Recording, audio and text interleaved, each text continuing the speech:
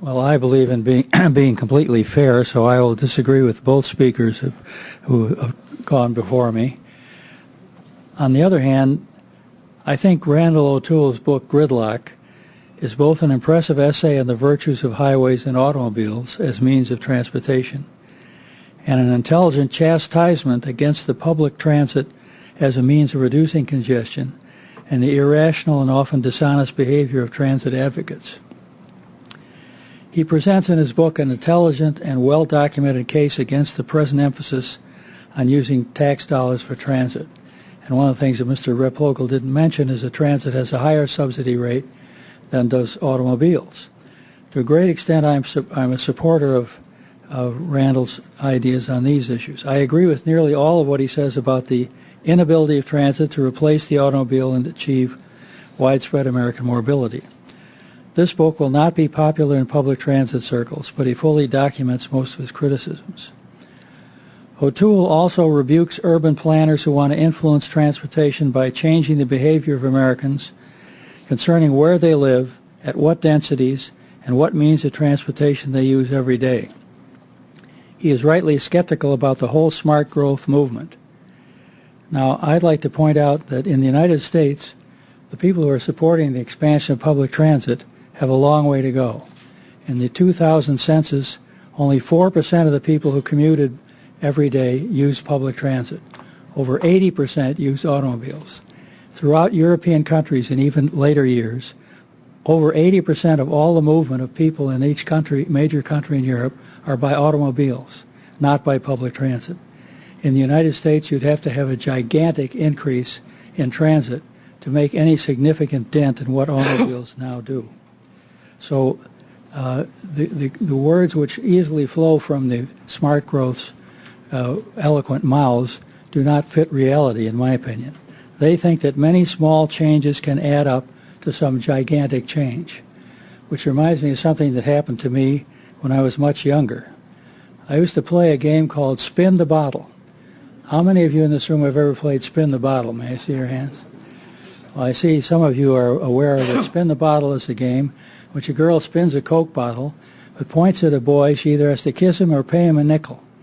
And I played this game a whole lot when I was very young, with the surprising result that by the age of 14, I owned my own home.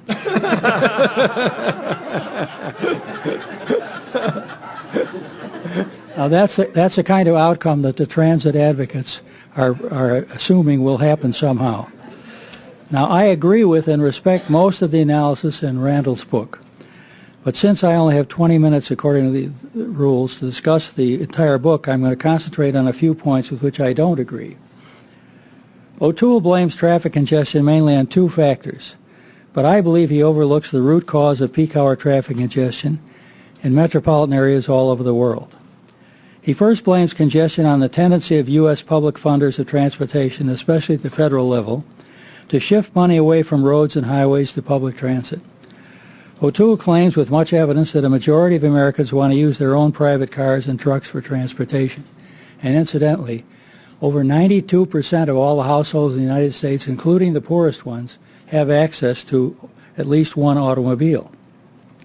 So shifting money away from roads, as O'Toole claims, has prevented us from building enough more highways to reduce congestion. But I think that's inaccurate because the amount of funding shifted from highways to transit is still too small to counteract the tremendous prevalence and spread of congestion. O'Toole also criticizes the desire of urban planners and transportation officials to use public transportation funds to influence household behavior as a means of combating congestion. He opposes planners' designs to promote compact development, urban growth boundaries, small lot zoning, and higher densities, precisely in order to get people out of their cars onto transit, walking and bicycling, since that's the only way it seems that could be done. Since most people don't buy into those plans, they don't reduce congestion. In fact, in my analysis of the impact of light rail on transit, on congestion throughout the country, it has had no impact whatsoever on reducing automobile traffic congestion. However, in my opinion, O'Toole omits the true cause of traffic congestion in modern society. I believe traffic congestion is an inescapable result of the way that large metropolitan areas, seek to maximize their overall productive efficiency. Peak hour congestion is a sign of success and prosperity, not a systemic failure. And this is most evident in a period of recession like we've had in different parts of the country in the past decade. Traffic congestion got much less in the San Francisco Bay Area after the internet bubble burst in 2000 and jobs disappeared overnight. And traffic congestion gets much worse the more prosperous we are. In all metropolitan areas, efficiency is maximized by having nearly all workers at their jobs during the same hours each day so that they can effectively interact with each other. That interaction generates great economic productivity. In addition, we want children to attend school simultaneously so teachers, children, and administrators can interact cooperatively. Thus, society benefits when workers and students travel each day during many of the same hours. But metro areas cannot afford to build enough roads and transit systems to enable all those people to move simultaneously at high speeds. Instead, many of those peak hour movers must wait for others to move first, and the time spent waiting is congestion. Can we eliminate such peak hour congestion by expanding our supply of roads or making people more users of transit? I don't believe we can. Existing metropolitan areas are already too built up to permit much new construction, except at extremely high costs and disruption of existing communities. Therefore, as populations and incomes rise in modern and developing metropolitan areas, and more households have two or more workers who have to get to work, traffic congestion will inescapably get worse. This trend has been occurring for at least the past 60 years in the United States and Europe, and now it's going on in Asia too. O'Toole's and most politicians and smart growth planners cannot accept this conclusion as realistic. They don't like to accept it because most people do not like congestion. And since they're trying to build up public support for their cause from the general public, they just reject the idea that congestion is inevitable. So these leaders and thinkers propose what I call fantasy solutions, rather than trying to persuade themselves and the citizenry to face the facts. Realistically, raising our quality of life through greater productivity has negative trade-offs with no easy remedies, and congestion is one of those trade-offs. Productive efficiency has unexpected consequences, which reminds me of a story, of course, about a woman who went into a pet shop and she saw a beautiful parrot on the other side of the pet shop. She said to the owner of the pet shop, "I've got to have that parrot." He said, "No, you wouldn't like that parrot." She said, "Oh yes, his colors exactly match the new furniture I just bought for my living room. I've got to have the parrot." He says, "No, you'd be very unhappy." She said, "Why would I be unhappy?" "Because that parrot was brought up in a brothel and he speaks with terrible profane language." She said, "Oh no, I'm a sophisticated modern woman, that doesn't bother me. I'd like to get the parrot." So she bought the parrot. She put the parrot in a covered cage, took it home, set the cage on a stand in the living room, stood there looking at him, and then she whipped the cover off, and the parrot woke up and looked up, and he said, "Ooh, a new madam." Just then her three beautiful teenage daughters walked in the room, and the parrot looked up and said, "Ooh, new girls." Just then her husband walked in the room, and the parrot looked up and said, "Hi, Irv."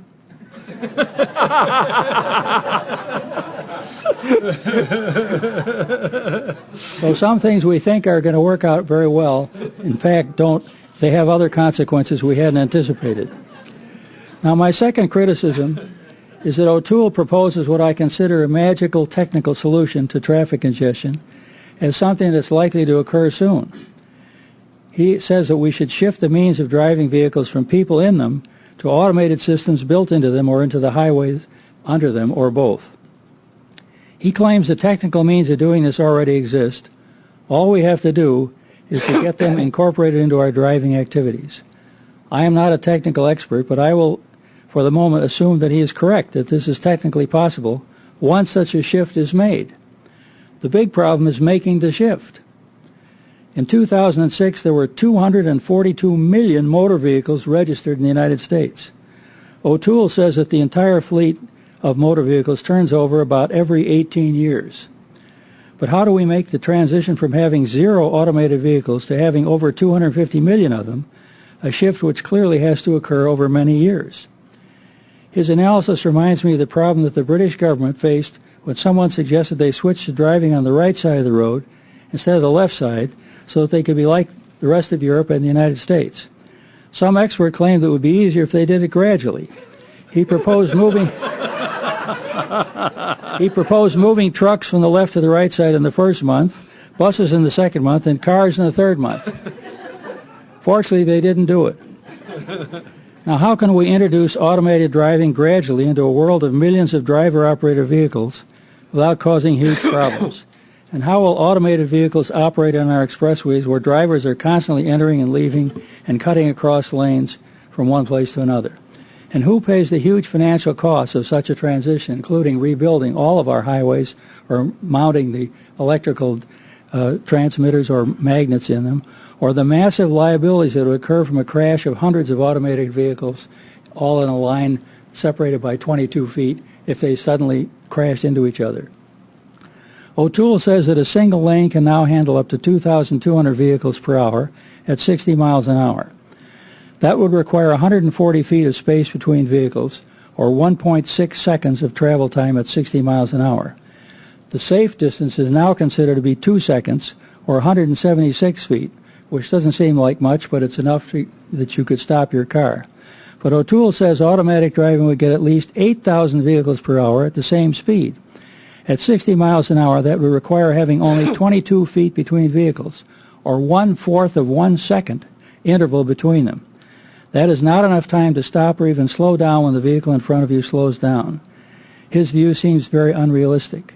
Automatic drivers in his system need the same kind of discipline that you'd have if a computer could act instantaneously. And discipline is important in all aspects of life, which reminds me of a story, of course, about a farmer who had 2 teenage sons, and they're increasingly using profanity. And his wife was getting very disturbed because she said, "These boys are getting out of control. We've got to do something." He said, "All right, tomorrow morning at breakfast, I'll start disciplining them." Next morning, he and his wife were sitting at the breakfast table. In come the 2 teenage sons, and the older one sits down and says, with a clatter, and says, "Where are the goddamn cornflakes?" And the farmer is a huge man. He stood up, he grabbed his son by the throat, he gave him a right cross, knocked him up against the wall, went over and stomped on him, picked him up, threw him down in a chair, and turned to his other son and said, "Now what do you want?" His other son looked at him and said, "I don't know, but you can bet your ass it isn't cornflakes."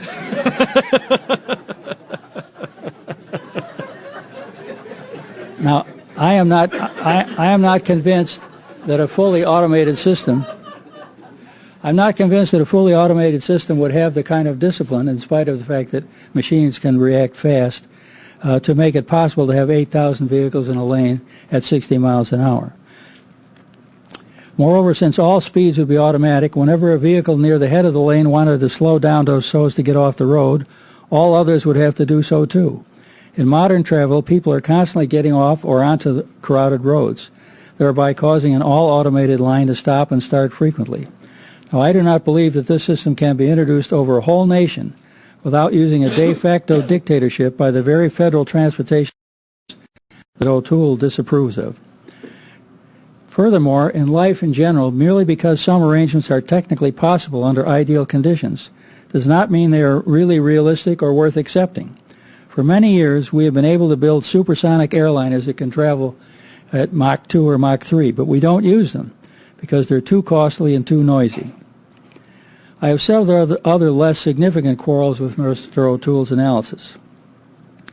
O'Toole discounts the long-range transportation planning the federal government requires of state, local, and metropolitan agencies, and he points out in his book that these agencies are completely ignoring the need to carry out plans and to evaluate how well their planning has been going on. I think that's a very significant thing for him to point out. For many years, we have been, major transportation systems last a long time, so his favoring only short-term planning doesn't really work. Our systems last decades for both roads and rail. We are still driving on the interstate highway started in 1956. So it is impossible to plan major transportation systems without looking far ahead, even if our foresight is weak, and I agree that it's weak. A second problem is his opposition to considering land uses, densities, and future growth patterns in planning transportation systems. He thinks we should stick with the traditional purely engineering approach of highway designers and ignore likely future land uses. But transportation is inherently linked to land use patterns and future growth locations. I agree with him that transportation should not be considered a tool to change densities or to control future growth. But to wholly ignore those variables is to build transportation in a vacuum, to go back to disregarding who is going to be served and where. A third problem of O'Toole's is his ambivalent attitude towards federal roles in transportation planning. He thinks federal power is corrupt, and I think that has been amply demonstrated by behavior in Washington in the last year. So we should put all transportation planning in state and local hands. But it was the federal power and the CAFE standards and air pollution rules that produced the technical improvements in automobiles that he likes. Moreover, how could we create a national network of automated highways without major interstate financing and coordination? So his own cure depends on instruments that he says is incompetent. In conclusion, I learned a lot from this well-written book. O'Toole criticizes public transit, urban planners, and their unholy alliances, and his criticisms are powerful and well documented. The Government Accountability Office should buy hundreds of copies of this book and use them to persuade the Department of Transportation to start paying more attention to what they're supposed to be doing, but aren't. Yet I am skeptical of his high-tech solution to get rid of congestion and some of the inconsistencies in his reasoning. I remain convinced that traffic congestion is an inescapable result of growing population and prosperity, even though it is a pain in the neck for millions of commuters. Sometimes there is no solution to some irritating condition because it is part of the larger set of benefits that greatly enriches us. So we just have to get used to it, since overall we're better off living with congestion than we would be without it. Thank you.